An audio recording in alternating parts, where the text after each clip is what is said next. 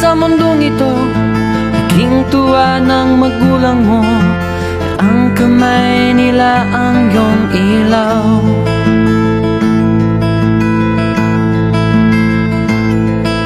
At ang nanay at tatay mo'y di malaman ang gagawin, minamastan pati pagtulog mo. At sa gabi napupuyat ang iyong nanay sa pagtimpla ng gatas mo. At sa umaga na may kalong ka ng iyong amang tuwang-tuwa sa'yo.